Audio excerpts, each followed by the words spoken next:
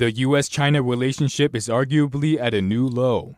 Chinese state media has called State Secretary Mike Pompeo an enemy of humankind for criticizing China, while the Trump administration has reportedly vowed to hold the Chinese regime accountable for the cover-up. With the 2020 election coming up, a recent article by a Chinese think tank has caught the attention and raised debates among China watchers on Twitter.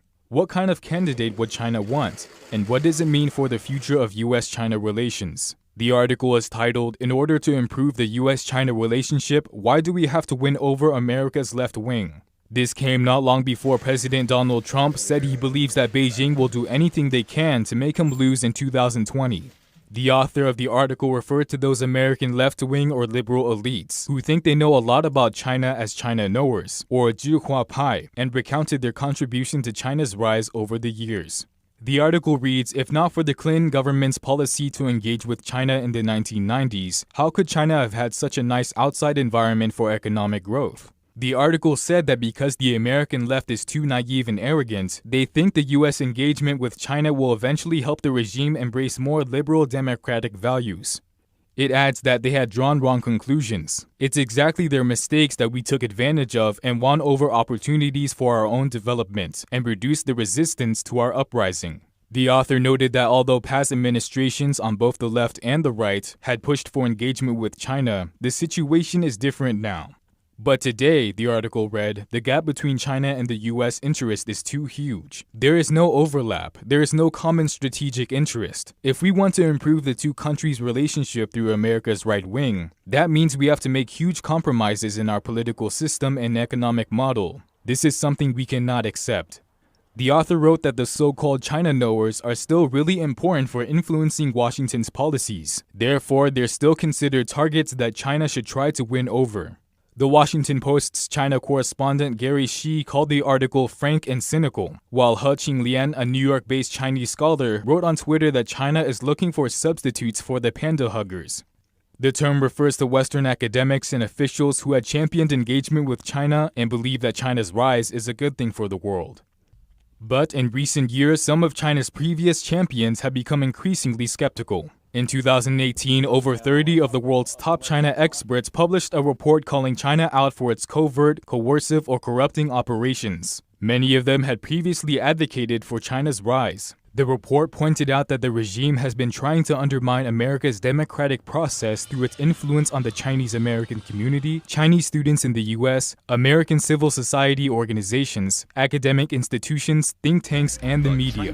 One China expert told the Washington Post that the report speaks to the disillusionment of an entire generation of China specialists who thought they were helping China emerge onto the world stage, only to discover that the project had gone badly awry.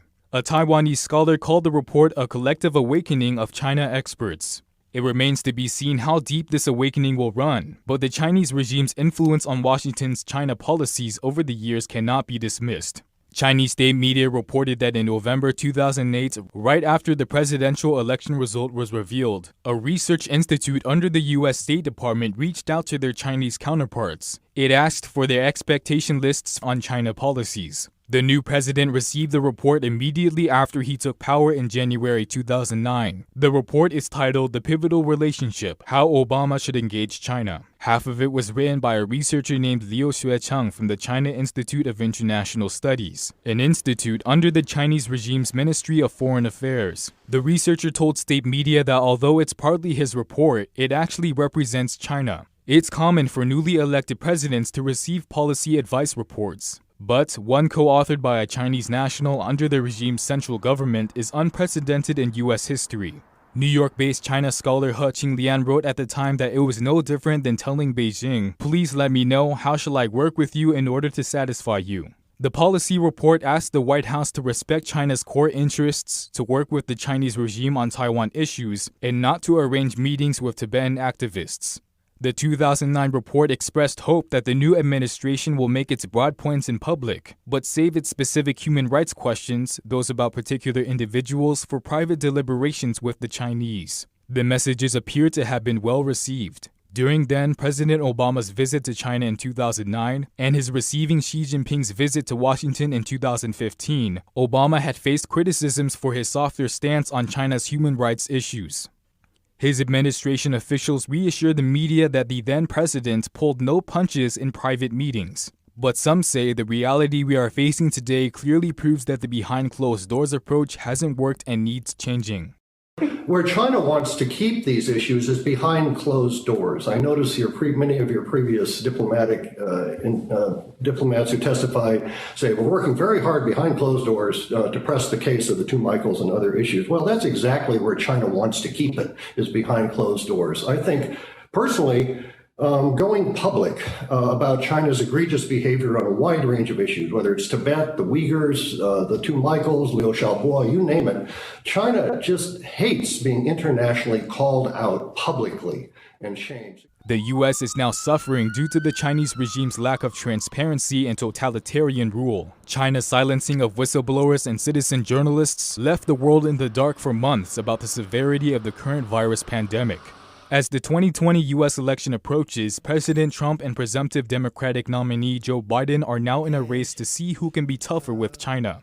Trump, who has long pledged to bring manufacturing back from overseas, is reportedly ramping up efforts to remove supply chains from China. He's also said to be weighing new tariffs to punish Beijing's handling of the virus outbreak. At the same time, Biden has criticized Trump in a campaign ad for trusting China too much. The Wall Street Journal recently reported that the former vice president's current foreign policy advisors are almost all veterans of the Obama administration. Biden has yet to come up with specifics of his China policies. Reporting by Penny Zhou, NTD News.